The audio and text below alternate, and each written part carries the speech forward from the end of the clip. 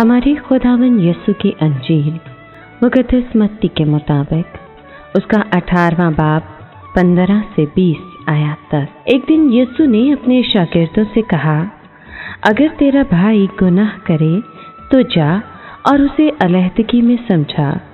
अगर वो तेरी सुने तो तूने अपने भाई को पा लिया, और अगर वो ना सुने तो 1 या 2 शख्स अपने साथ ले, ताकि हर एक बात 2 या 3 गवाहों के मुंह से साबित हो जाए। अगर वो उनकी भी ना सुने तो कलीसिया से कह, और अगर वो कलीसिया की भी ना सुने तो उसको मुश्तरक और मुहस्सल के बराबर जान। मैं तुमसे सच कहता हूँ कि जो कुछ तुम ज़मीन पर बांधोगे वो आसमान पर बंधा रहेगा, और जो कुछ तुम ज़मीन पर खोलोगे वो आसमान पर खुला रहेगा।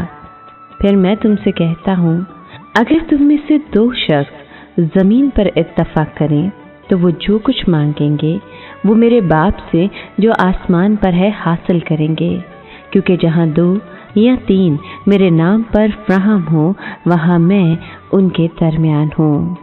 पाक कलाम के पढ़े और सुने जाने पर खुदावंद की बरकत हो, खुदा का शुक्र हो। अजीज दोस्तों, आज का कलाम नए अहदनामे की उन अबारतों में से एक है जिस पर सबसे कम अमल किया जाता है। मसीही बहन भाइयों के दरमियान कितने शर्मनाक झगड़े और मुकदमाबाजी होती रहती है। उनका तस्फिया इन हदायत पर अमल करने से बासानी हो सकता है।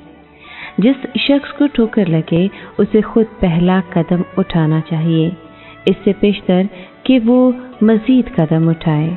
उसे पहले खुद अकेले ही ठोकर खिलाने वाले के पास जाकर तस्फिया करना चाहिए। गैर कौम वाले और महसूल लेने वाले से मुराद वो आदमी हैं जिन्हें कलीसिया में शामिल नहीं किया जा सकता।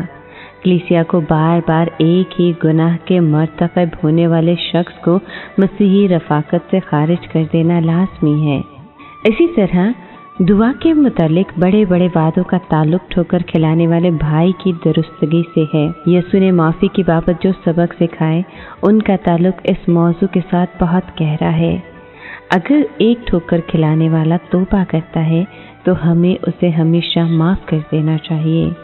खुदा ने हमें माफ़ किया, इसलिए हमें भी जिन्हें माफ़ी मिली है दूसरों को माफ़ कर देना चाहिए। माफ़ी की रूह हकीकी ईमान के निशानात में से एक निशान है। इसी तरह आज के कलाम में बांधने और खोलने का भी जिक्र हुआ है। बांधने और खोलने का हवाला कलीसियाई नज़्म ज़ब्त के सियाक़ो सबाक में दिया जाता है। रसूल मसीह की बादशाहत और इख्तियार को इनफरादी ईमानदारों पर और उनकी दायमी मंजिल पर जबरन लागू नहीं करते, बल्कि वो अपने इख्तियार को कलीसियाई अरकान की तरबियत और अगर ज़रूरत पड़े तो कलीसिया से खारिज करने के लिए इस्तेमाल करते हैं। इसका ये मतलब नहीं है कि रसूलों को या हमें खुदा का जहन तब्दील करने का हक दिया गया है, जैसा कि वो ज़मीन पर जो भी फैसला करें आसमान पर दोहराया जाएगा, बल्कि उनकी हौसला अफजाई की गई है कि जैसे ही वो अपने फ़राइज़ में पेशकदमी करें वो आसमान पर खुदा के मंसूबे की तकमील करेंगे।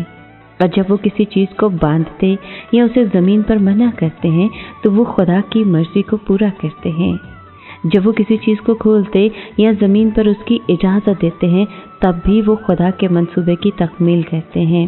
चुनाचे आज की ये आयत कलीसिया से मुसाहलत और खुदा के साथ मिलाप की एक अहम कड़ी है। कदीम कलीसिया में तौबा और तलाफ़ी आम की ये रवायत इसकी वाज़ेह तरीन मिसाल है। ए खुदावन, हम तुझसे दुआ करते हैं कि तू हमें हमेशा अपनी पनाह में रख, हमें गुनाहों की दलदल से बचा के रख और हमेशा सीधे रास्ते पर चलने की तौफीक अता कर। आमीन।